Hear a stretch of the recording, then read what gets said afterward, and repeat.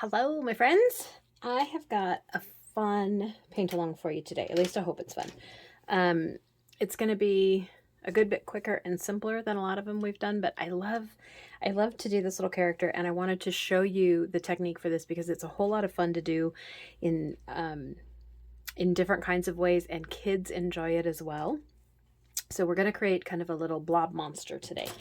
What we're going to use today are some watercolors. So grab the watercolors of your choice.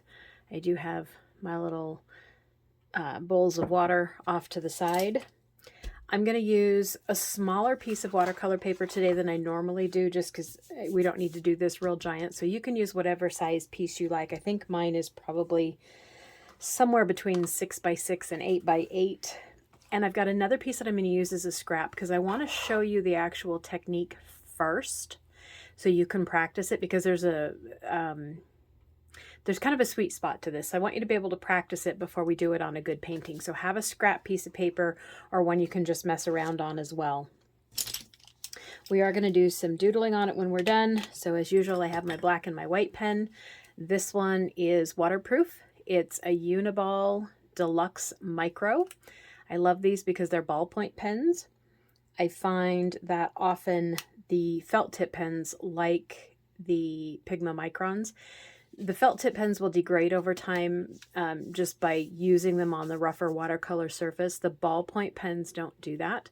And I love this one because it's waterproof when it's dry. So even though most of the drawing that we're going to do after the fact, I do like to use the waterproof ones in case I decide I want to go back and add any more paint later. So again, this is a Uni-ball Deluxe Micro. I'll have all of these in the description of the video as well. My Posca paint pen, it is a 0.7 millimeter bullet tip. Whatever white pen you're happy with is great. I just happen to like the Poscas because it's a nice, vibrant, opaque white. I've got my pencil and my eraser. I've got a watercolor brush. I'm using a number 6 round today. You'll use whatever size brush fits the paper you're doing. If you're doing a bigger piece of paper and a bigger painting, you might want a little bigger brush. But for what we're doing today, this one's going to work just fine for me. And I have a straw. I like the metal straw because I can carry this with me. It travels nicely and doesn't get broken and bent, but whatever straw or straw-shaped device that you have will work just fine. The idea is that we're going to want to blow some air at our painting, and we need to concentrate where that air comes out to get a little bit of a splatter effect. So whatever you have for a straw is fine. Just make sure you've got some kind of straw, okay? So to start this, I'm going to show you the technique itself. I mentioned it's a good idea to practice this so you get an idea how much air is needed. When we do the real painting, I'm going to use 2 different colors for my monster, but to show you the technique, I'm only going to use one. So before we get started with this, pick what 2 colors you would like to use and just drip a little bit of water from your brush in them so that those 2 colors can start softening up a little bit. Just makes them easier to use. You have to do less scrubbing with your brush. So just drop a little bit of water in the 2 colors you want to use. You can use whatever colors you like.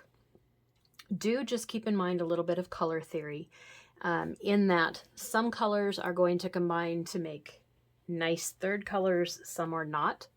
Primary colors like red or magenta, yellow and blue will mix together nicely. You'll get good colors. But if you start mixing the secondary colors that come from those with them or with each other, you could get browns or grays. It's not a bad thing, just be aware of it. So I will also show you that on this scrap piece of paper as well. If you're not sure if the colors you want to use in this are going to combine nicely, just do a little swatch with both of them. Do a little bit of one, a little bit of the other. Clean your brush off, and then with just water on it, just kind of run them together and see what you get. Sometimes one of them's a little more overpowering than the other, and that's fine. I know the green in this case is a little more overpowering. And you can see where in the middle where they combine, it created kind of a green-brown. If I had used more pink, it would be more brown. But that at least shows me what these 2 colors are going to do when they combine. So sometimes it's a good idea to do that little swatch before you start, just so you know how your colors are going to combine. I'm okay with that brown. So I'm going to continue on with these two colors. Now, for the technique itself, what I would like you to do is make sure you have a clean brush with just a little bit of water on it, and just make a circle. Doesn't have to be a perfect circle, just something that resembles a circle. So I'm just basically taking my brush and swirling it around on the paper to make that little circle of water. And we don't want it dripping wet. I don't know if in the light you can see, there's just a little bit of a sheen to the paper. We just want a little bit of water on it because watercolor by its nature wants to go where the water is on the paper, and that's going to help us with this process. So I'm just going to use, I think I'm going to use my green for this because you can see it a little better on camera. What I would like you to do is just take one color, can be the color you're using in the painting or not, doesn't make any difference. This is just to illustrate the technique. And I want you to fill that color in that circle. And you can see when I put that brush down how all that paint just goes, it flows where the water is. So it wants to make its way out to the edge of that circle. And that's kind of what we want it to do. So just fill that circle in, doesn't have to be perfect. Do make sure that your paint is wet. If you've got some little puddles here and there on this, that's okay, because it has to be wet in order for this to work. Dry paint will not do this technique. Okay. So with your wet paint, you're going to take your straw, and I want to blow it for this first illustration this direction. So you're going to put it down close to the paint and just blow. And see how it spurts it off to the side like that? The reason I want you to practice this first is to see how hard you need to blow to make that paint move. We don't want it to go, you know, clear across the table. We just want it to break the barrier of this dry edge and squirt out a little bit. So take just a minute and practice that all the way around your circle, blowing that paint out. Notice that if you blow harder, sometimes it goes a little further than it does if you don't blow quite as hard. Sometimes if you don't blow very hard, it doesn't want to break that barrier between the wet and the dry. So you do have to blow a little bit harder. So this is what we're going for. All of these splatters of paint out from the circle. Okay, so I wanted to show you that first, like I said, because sometimes it takes a minute to figure out how hard you need to blow through that straw to get this to happen. And to make sure your paint is wet enough. If you're blowing on this and nothing's happening, your paint might not be wet enough. So you can come back with a little bit of water on your brush and brush it around. If you don't want it to dilute the color, put a little bit of paint on it as well while you do that. Just to kind of re-wet it, keep it wet. And then when you blow on it, it should splatter that paint out.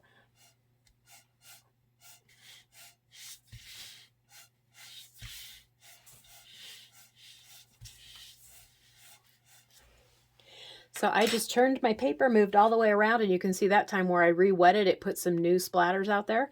So you can do as much or as little of this as you like to get those splatters to come out. Like I said, we don't want them to go clear across the table, but just to make a nice splatter pattern around it. So this is going to be the basis for our monster creature. Okay. So if you need to take a minute to practice this again, to get a good feel for it, go ahead and pause the video and practice this part until you get a splatter pattern that you like. Maybe it's less than this, maybe it's more than this. It just depends on what appeals to you. I just want you to get the feel of blowing on that wet paint to make that splatter pattern. Now, if you don't have a straw, you can do this by just blowing on it with your mouth. You got to get right down there close to the paint, and you can do it. It's going to look a little bit different, but it will generally still work. I have done it that way. So if you don't have a straw, don't despair. You can still do this. Just get your mouth right down there next to that paint and poof, blow on it, and you should still get those splatter patterns. Okay? And I'm going to show you my swatch here again real quick. It started to dry. Those paints blended together a little bit. You can see that pink and green did make a brown. and I'm okay with that. I think I'm going to use these two colors still, but that's a good way to test the two colors you want to use and make sure that the third color they're going to create when they combine is not something that you don't like. If you don't like it, then pick two other colors, and you can continue to do that little swatch test to see until you find something that you like. Okay? So that said, I'm going to bring my good piece of paper back over. Now, this is going to be a monster, so we need to give it some character. We need to give it a face. So before we do that whole splatter thing, I'm going to draw some eyes. That's going to be the basis for my creature, and then I'm going to paint around it. So for my eyes on this one, I'm just going to do two kind of oval shapes. You can do them different sizes. You can move them further apart. You can leave them close together. Do one bigger than the other. You could even, if you don't like the ovals, you know, do something wonky like that. Whatever shape you want your eyes to be. I'm going to let my eyes be oval because the rest of the shape of this thing is going to be pretty abstract. So I'm going to leave my eyes like that. And then I'm going to create my creature around these eyes. I did do mine offset to the side a little bit because I want to be able to put like it's holding a flower or something up over here. So once you've got your eyes drawn, we're going to do like we did the first time. Take a brush that just has clean water on it and make a shape out around those eyeballs. Doesn't have to be perfectly circular. Can be a wonky shape. And paint right around the eyeballs. What we're trying to do is create a shape where there's water in the shape, but it's got a border on the outside, and the eyeballs are the border on the inside, because we don't want paint in the eyeballs. Those are going to stay white.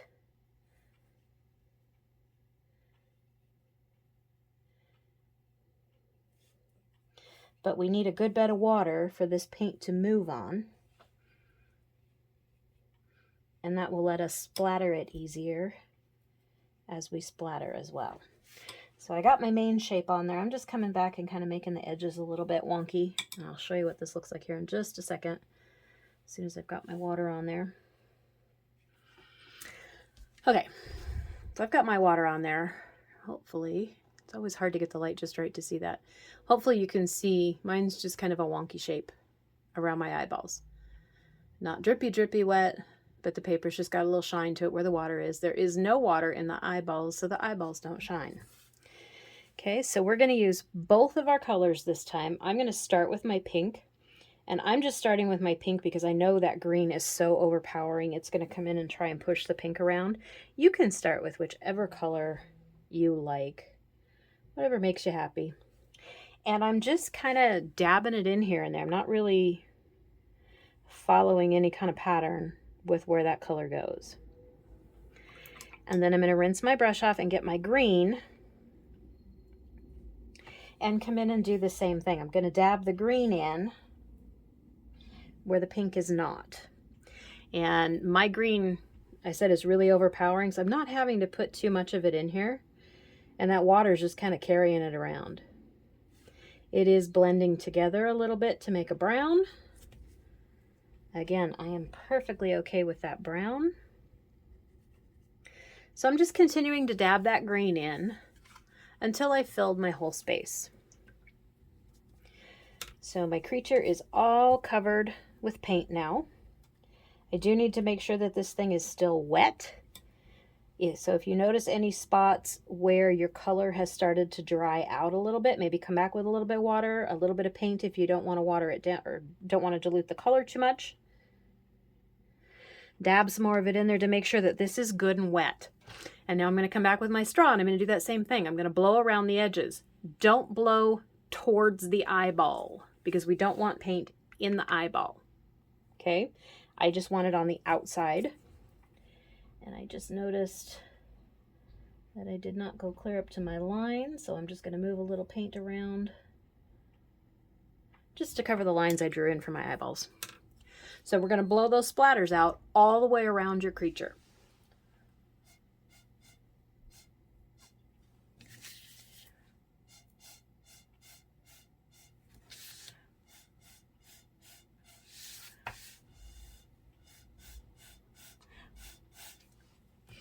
Now, you'll notice on mine, I'm blowing on this green side and nothing much is happening. It's drying out too quick over here. So I'm just coming back with a little bit more green, a little bit more water. I put more green in it because I don't want to dilute my color. I want it to stay that green. So I got it wet and now I'm going to blow on it again.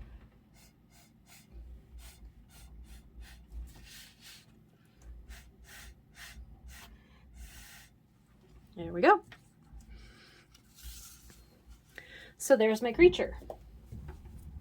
So continue to blow all the way around your circle. You can do it as many times as you want to get as many of those little abstract lines as you like. I think I like mine how it is.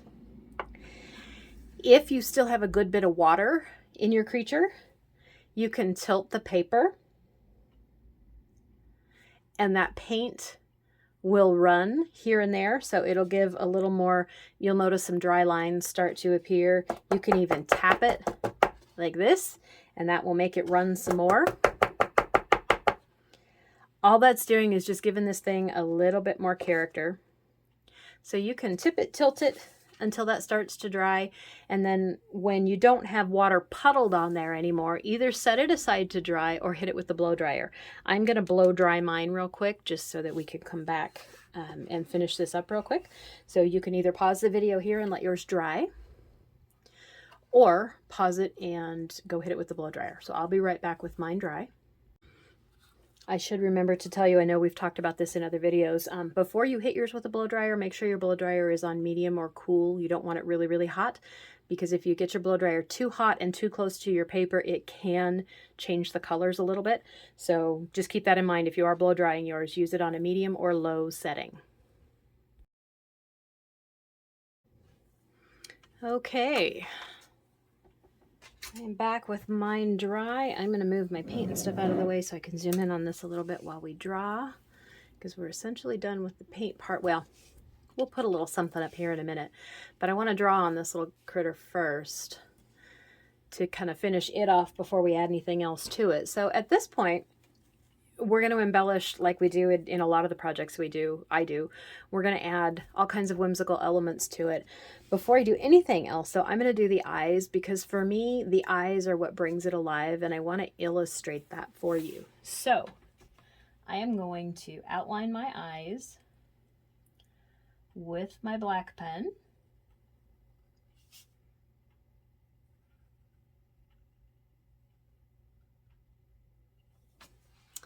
And in the case of this critter, I'm going to do them both a little differently. I think I'm going to come back around this one and make that line a little bit thicker on this one eye. Not for any real specific reason, just because I think it will look funny and cute. And then I might make this one just a tad bit darker, but I'm not going to go as dark, quite as dark as the other one. Remember, when you're doing things like outlining or drawing on your paintings, feel free to turn your paper so that you get the best drawing angle for you. So there's my eyes. Now, in the bottom of mine, I'm just going to make 2 circles, and I'm going to color them in black.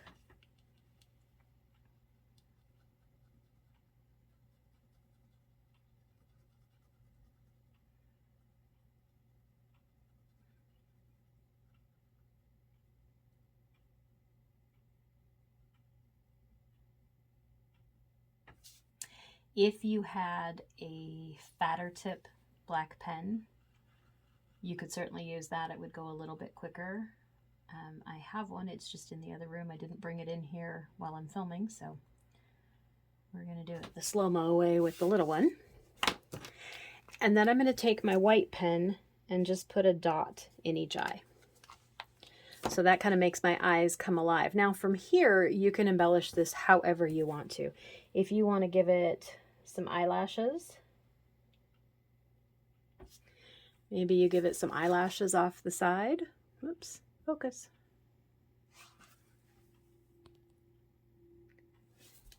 And I can do the same thing on the other side. I'm just making little swoopy marks for eyelashes. If you want to outline it, you certainly can. I don't generally outline the whole thing on this because I think that whole black outline kind of takes away from these little spiky parts coming out, but you could certainly outline pieces of it. So when I'm doing this, I'm skipping where the little paint spots come out, and I'm just outlining kind of with jaggedy lines. But I'm skipping everywhere that these little paint spots came out. Because if you don't skip those, if I were to just do a straight outline all the way around, it almost makes these look disconnected from the body, and it gives it kind of a disjointed look. So I'm just doing wiggly outlines here and there. I'm not getting absolutely every spot. If you want to on the head, you could do a little more zigzaggy, make it look like a little bit of wonky hair up at the top. Whatever makes you happy.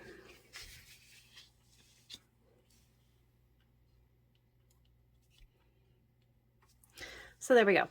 A little bit of an outline, but you can see I didn't get absolutely every spot, and I did skip where the little paint spikes come out, just to kind of make it look like it's more cohesive, like those spikes are actually coming out of the body of it. Okay. I'm going to give my little critter some feet, and I don't really want to take away from the creature itself. So these are going to be very simple. I'm just going to make a black line coming down and a little loop off for a foot. And I'll do another one over here, going the other way. If you want to color those in, you can. If you want to go back and paint those with a paint color, you can. Whatever you'd like to do with them. So we've got a little feet there. And I am also going to give mine a couple of arms, mainly because I want to have it holding something. We can paint a flower up in that corner and draw a stem down to the hand.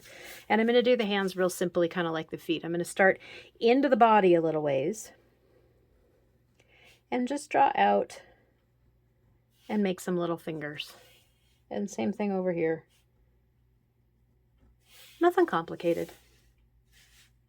And I might want to make those match my feet, so I might want to color the hand in.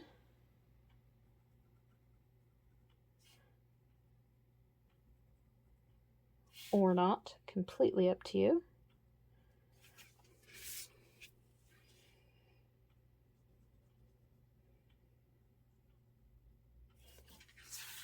There we go. I got my hands on my critter. Now, we can't see the feet, we can't see the hands very well. That's okay. Those aren't the parts I want to stand out. It's all this paint stuff around the outside that I want to stand out. Okay? From here, you can embellish more on the rest of this however you see fit. And the way I'm going to do that is kind of take a cue from the different splotches of paint. So I might come down here where that little dark green splotch is and make a circle. And over here, this ended up being kind of dark. I know the white is going to show up really well over there. So maybe I'm just going to make some white random polka dots over there. And I might do a few more around that circle. And maybe up here, I'm going to give it some little spiky hair, and I just use kind of the line where those two paint colors went together. And I might want to highlight that a little bit with the white, just to make it stand out a little bit. So how much white or how much black you use when you're drawing largely depends on the colors that you used. If you used really light colors, you're probably going to do the majority of it with a black pen because the white might not show up very well. If you used primarily dark colors, you're probably going to use more white than black because the black won't show up very well. Now, that said, you can, if you've got other like paint pens or something like this with other colors, you could certainly use those all over this. It doesn't have to strictly be white and black. So I'm just going to kind of continue making some little marks here and there until it feels like I want to stop. And that is completely up to you. There is no right, no wrong as to how much of this you do. Okay? If you wanted to, you could add a little nose, maybe like a little beaky looking nose. It's not a bird necessarily, but that kind of fits in there nicely, yeah? If you wanted to put a mouth on it, you could give it a little smiley mouth. If you don't want to do those things, you don't have to. If you liked it without a nose and without a mouth, perfectly fine to leave it that way. If you want to add to the little paint spiky parts that are coming off, maybe you want to do something like that, where you draw little things coming off of it. I'm going to give mine a little heart where its heart should be. And I think I'm going to draw a few more stars off around the outside. If you are going to draw things off around the outside like this, you don't have to do it with straight lines. You could do it with wiggly lines, like that one. All of that just gives it a little more character. Makes it a little more fun. That's part of what whimsical art is. It doesn't really make sense. It's just funny, makes you giggle, makes you smile, makes you laugh, whatever. Okay?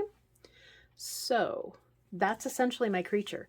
You would continue to embellish as long as you wanted to, put however many marks you want on it, whatever makes you happy. I am going to add a little flower up here. So I'm going to bring my paint back, and I think I'm going to do a pink and a yellow flower. So I'm going to grab just a little bit of my yellow paint. You can do this in whatever color you would like. And I'm going to make a little gumdrop up here. Not going to draw it in first because it's going to be really simple. So I'm going to make a little gumdrop. I got a bubble in my paint there, which I'm not terribly worried about, but you can dab your paintbrush off and just bring it back and tap on that bubble to pop it if you happen to get bubbles in your paint. And I'm going to make pink leaves on this. So I'm going to rinse my brush off, come back with my pink paint. It's the same pink I used in my little critter. I think I got a little too much. And I'm going to make a great big teardrop off the bottom. I'm just going to touch that yellow. If the two of them blend together, I am perfectly okay with that. I'm going to make another teardrop off to the side. Another teardrop right here. I'm going to turn it a little bit so I have a good drawing angle. And I'm going to do another one up there.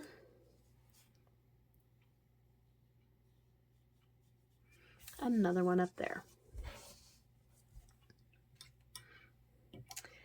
Now I am going to come back with some of that green paint that I used. You can use whatever green you like. And with just the tip of my brush, I'm going to be real careful not to get it in that pink paint because I don't want the two to mix just yet. Very little pressure, so I'm just on the tip of my brush. I'm going to make that stem come down and run through the hand so that it looks like it's holding it. And then I'm going to come back with that green and just make some little football shapes here and there. That one didn't end up like a football, did it? To make little leaves on that stem. Now with a little bit of that green, I'm going to dot on my gumdrop.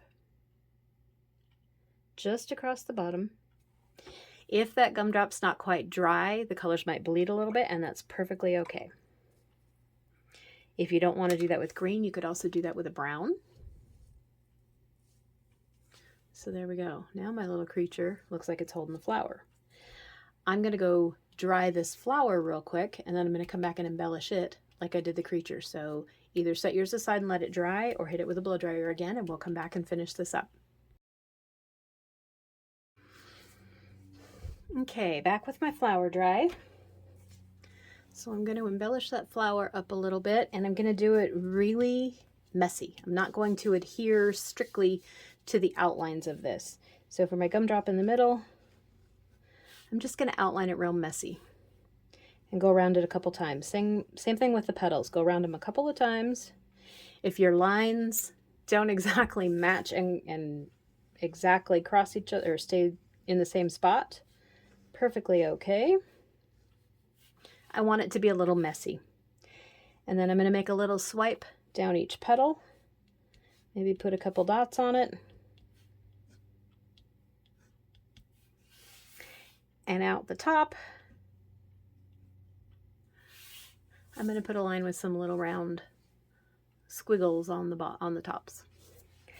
I'm going to take my black pen and come down just one side of the stem real lightly. If it's not exactly against the stem the whole way, that is completely fine. And I'm going to outline those leaves in that same kind of messy style. You don't have to exactly match the outline of the leaf, and I'm going to put a little line right in the middle of each leaf. So there we go. I've added a little flower to my critter. This, I think I'm going to call basically done for here, but please keep in mind that you can continue to embellish as much as you like. You could even, if you don't like the background quite so white, you could paint a background around it, or you could come in with another color of paint. I've picked up a little bit of turquoise, and I'm going to water it down really good. You could come in and do some splatters to give it a little bit of character on the background. Play with it and embellish it however you like. So I'm going to leave you with that. I didn't want this one to be a terribly long one. I love this little critter because it's fun to do on all kinds of, you can do it on cards, either blank watercolor cards that you can buy and paint on, or you can just cut a piece of watercolor paper so that when you fold it, it will fit in an envelope, and then just paint this on the front. It can be for all kinds of occasions. I like it because kids can do this one real easily. If they have trouble with the flower, they can just do a flower however they want to, or they can leave it off completely. But doing this little creature is fairly easy for kids to do as well. So with that, I'm going to leave you with this one. I hope you enjoyed it. If you haven't yet subscribed to the channel, I would love for you to subscribe. That way you can get notified whenever there's new videos. And I have also started a membership site where we go into a little more depth with the paint-alongs and how-tos and things like that. These videos are intended to be for kind of people just getting started with watercolor, give you some projects to get you going, start playing with the paints, learning them. So the membership site goes into a little more detail. It is all still pretty whimsically based, but we're going to do some more complicated projects in there. So I have a link for that in the description. If you're interested in joining that, there's a couple of different levels you can join at. Those different levels come with different perks. So if you're interested in that, take a look. I would love to have you join us. One of the fun things about that is that one of the levels does come with a monthly live paint along. So if you want to do paintings with me live, there's limited slots available in that one, but there is one level where we do live paint alongs. So rather than watching a video, you have the opportunity to jump on Zoom and we'll all paint together. So there you go. Hope you enjoyed it. Have a good day, and I will talk to y'all soon. Thanks.